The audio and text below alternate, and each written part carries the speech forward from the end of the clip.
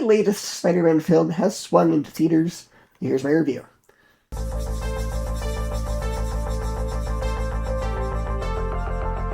Now, Destin Daniel Cretton was definitely the right choice to direct a Spider-Man movie. He previously directed the Shang-Chi film, and you can absolutely see some of that same style here, especially in the action sequences. The fights feel fast, physical, and carefully choreographed. Every punch, swing, dodge, and web attack feels like it has actual weight behind it. At the same time, the action never becomes so complicated that you lose track of what's happening. And that is especially important, because this film is a very different kind of Spider-Man movie from the previous 3 MCU films. Those movies continually became bigger and bigger. Homecoming involved advanced alien technology, Far From Home took Spider-Man across Europe and ended with a massive drone attack, and No Way Home broke open the multiverse and brought in villains and Spider-Mans from several different universes.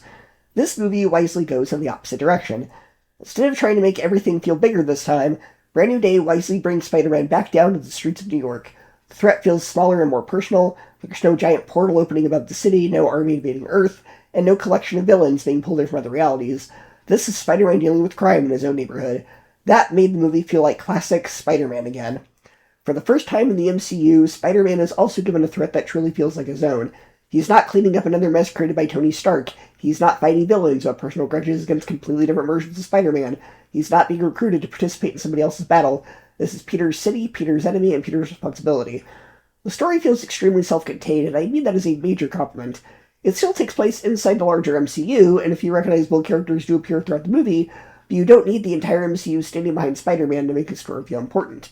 The movie finally trusts Spider-Man enough to let him carry the story by himself.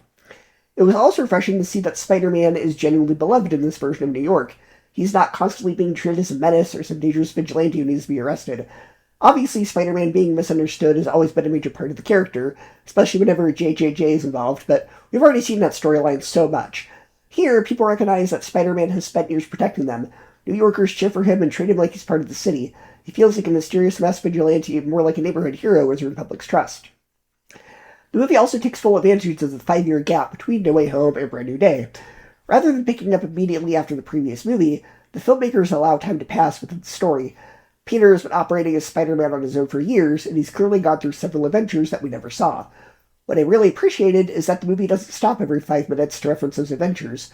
We learn that Spider-Man has a history with the Punisher, the Scorpion, the Hand, and a few other characters, but we're not shown these lengthy flashbacks that explain every single detail. Instead, the film trusts the audience to piece things together through context clues, jokes, and casual pieces of dialogue. You understand that Spider-Man has been protecting New York for years. During that time, he's made enemies, allies, and relationships with other heroes and vigilantes. It makes the universe feel much bigger because it creates the impression that adventures have been happening even when we're not watching. It's like how comic books sometimes begin in the middle of a hero's ongoing life. You might not know the full history between 2 characters, but you understand enough from the way they speak to each other. Unfortunately, I do have a few criticisms, and my biggest problem is I do think real-life circumstances influence parts of the script a little too much. I've said before that I do not buy into the romance between Peter and MJ. I know Tom Holland and Zendaya have a real relationship, and I'm genuinely happy that they're married in real life, good for them. However, their real-life chemistry does not automatically translate into on-screen chemistry between the characters. As Peter and MJ, I just do not buy it, and I still don't. At the end of the last film, MJ no longer remembered Peter. That ending was tragic, but it also created an opportunity for the next movie to take Peter in a completely new direction. He could build a new life, meet new people, and potentially develop a relationship with another character. Instead, the film that establishes that MJ has moved on and is now with another guy, while Peter spends most of the time trying to figure out how to get her back. Like, dude, move on. I understand why Peter still cares about her. From his perspective, she was one of the most important people in his life. He remembers everything they went through together, even though she doesn't. And that is emotionally painful, and the movie does explore that sadness very well. However, after a certain point, his attempts to win her back begin to feel obsessive rather than romantic. Like, she's built another life. She doesn't remember the relationship, and she's currently involved with someone else. Peter needs to accept that rather than spending the entire movie trying to recreate something that no longer exists for her. And it's not like Spider-Man has a shortage of love interests. Like, in the comics, he's dated basically every female character in Marvel at least once. Like, give him a new romantic interest. Heck, Peter has more chemistry with Yelena during one scene that only lasts like 2 or 3 minutes than he has with MJ throughout the entire movie. I'm not saying that they necessarily need to become a couple, but their brief interaction had more chemistry than they did. That scene made the ongoing Peter and MJ storyline feel even weaker by comparison. Now, before seeing this movie, I was concerned that it might be overstuffed, because we know the Punisher was going to be in it, we knew Hulk was going to be in it, and I was worried that, it's going to lose the focus, it's going to be overstuffed like Spider-Man 3 and Amazing Spider-Man 2 were, but no, that's not what happens. The side characters are used to enhance Spider-Man's story rather than overshadow it.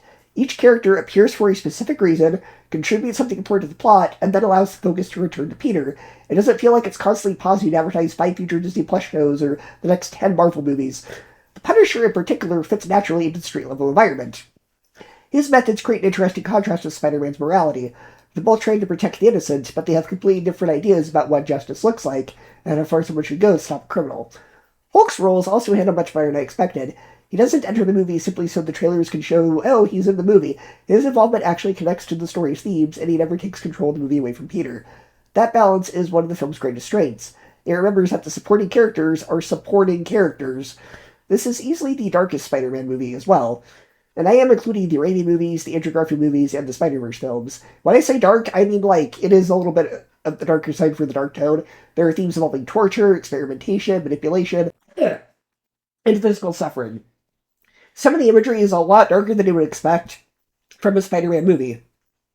Some of the villains' methods are genuinely cruel, and the film does not shy away from showing the emotional damage caused by those experiments. However, the movie is not bleak. It's not like multiverse and madness bleak. There is still enough humor, warmth, and classic Spider-Man personality to balance out the darker material, and it doesn't overwhelm anything. Peter still makes jokes, he still has awkward interactions with everybody, the New Yorkers still cheer for him when he speaks from the city, and that lightheartedness is important, because Spider-Man works best when his stories contain both tragedy and humor. Peter's life can be incredibly painful, but Spider-Man is still supposed to represent hope. He gets knocked down, but he still makes jokes and keeps moving. And visually, the movie is fantastic. The way it's shot, and the way the fights are choreographed feel like watching a live-action version of those PlayStation Spider-Man games. And I mean that in the best possible way. Spider-Man moves with a combination of speed, agility, improvisation, and creativity. He does not simply punch people repeatedly. He uses walls, ceilings, fire escapes, cars, web lines, and pretty much everything else he can in the environment. And the camera does a good job of following him as he swings between buildings, changes direction mid-air, and launches himself into combat. There were a few times where I got vertigo because of how well it's shot. I felt like I was going to fall off these buildings watching this on a big screen. It's really well done. Some superhero movies make their characters feel like actors being pulled around on wires in front of a green screen, but Spider-Man feels like he actually belongs inside New York City. The action has a sense of momentum, and several sequences look like they could have been taken directly from the playable missions of the games. I do have one complaint involving the villain's powers, not going too deeply into spoilers. Spider-Man appears to be the only major character who's somehow resistant to one of the villain's abilities, and they never provide a satisfying explanation as to why. There were several moments when I expected the story to reveal that Peter's spider sense, altered biology, or some earlier event to give him protection, but it mostly just seems to happen because Spider-Man needs to remain conscious long enough to defeat the villain. He has a lot of plot armor in this.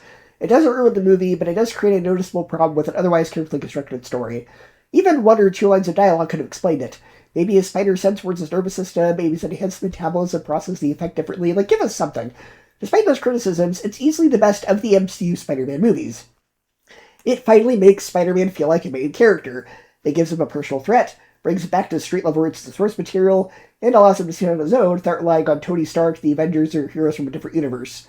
The supporting character is used effectively without taking over the movie. The action is some of the best we've seen in any Spider-Man film, and the darker material gives the story real weight, while the humor and heart prevent it from losing the classic Spider-Man spirit. I may not care for the continued focus on Peter and MJ's relationship, and the villain's powers create some unexpected plot armor, but those are relatively minor problems in an otherwise excellent movie. This is a Spider-Man movie for all the fans. It feels personal, self-contained, energetic, emotional, and unmistakably Spider-Man. Me, it gets an A-, a 9 out of 10, and 4 out of 5 stars.